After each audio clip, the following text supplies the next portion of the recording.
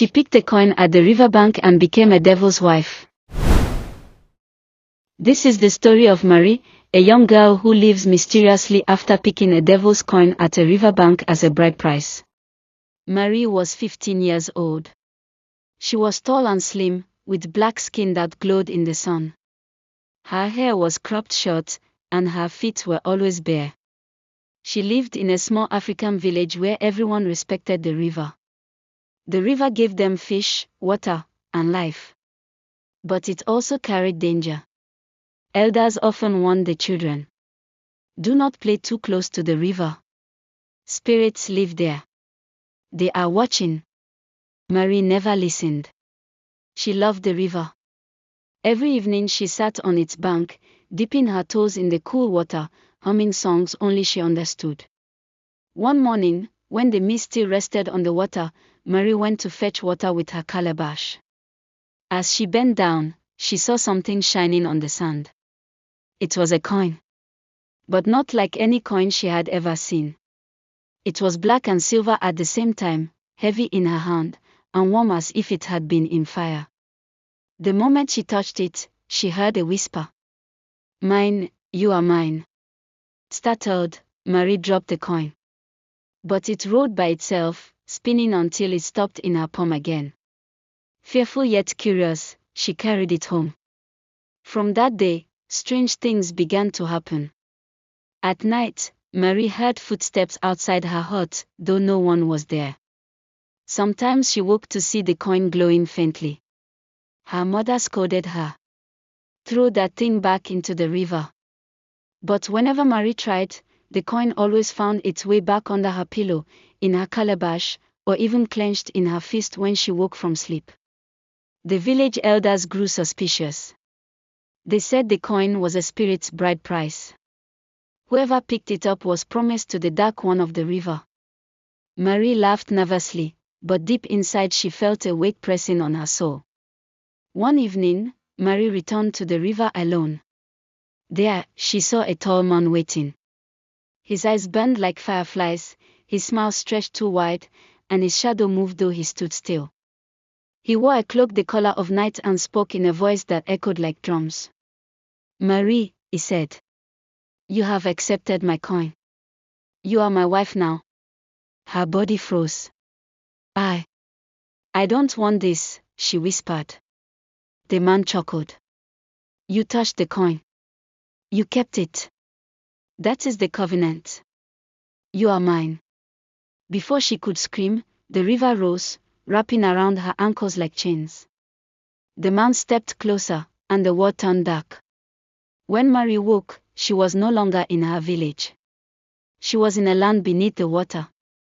The sky was blood red, the ground black as charcoal, and trees grew upside down with roots reaching for the clouds. The man stood before her, now wearing a crown of bones. His true name was Kolu, the devil of the river. He placed the coin on her chest. It burned, leaving a mark shaped like a serpent. From this day, you are my wife. You will live in my palace, eat at my table, and bear my children. Marie cried. She wanted to run, but the shadows closed in, whispering her name. Kolu's palace was built of skulls and iron. Marie was dressed in garments made of smoke, her hair decorated with cowrie shells that whispered whenever she moved. During the day, she was treated like a queen. Servants brought her food that looked beautiful but tasted like dust. At night, she lay beside Kolu on a bed of fire, hearing the cries of souls trapped beneath the palace floor. Whenever she asked to go home, Kolu only smiled. Your home is here. The coin chose you. One day, a bent old woman entered Marie's chamber. Her eyes glowed faintly, but her voice was kind. Child, you do not belong here. Marie wept. How do I escape? The woman handed her a small gourd covered in cowrie shells. When the moon is full, throw this gourd into the river above. It will open a path home. But beware, the devil will follow. Marie clutched it with trembling hands, her heart beating with new hope. On the night of the full moon, Marie slipped away. She ran barefoot through the twisted forest of the underworld until she reached the river of fire. She threw the god into it. Instantly, the water rose like a staircase leading upward. She climbed, her legs shaking. Kolu roared behind her, his voice shaking the earth. Marie! You are mine forever. He chased her, shadows stretching like claws. Just as his hand nearly caught her ankle, she leapt out of the river and landed on her village bank. The villagers screamed when they saw her. She was alive, but her eyes glowed faint red. Marie was back home, but not free. The coin was still in her palm. No matter how hard she tried, she could not drop it. Children feared her. Animals avoided her. At night, she heard Kolu's voice in her dreams, whispering, "Wife, come back to me."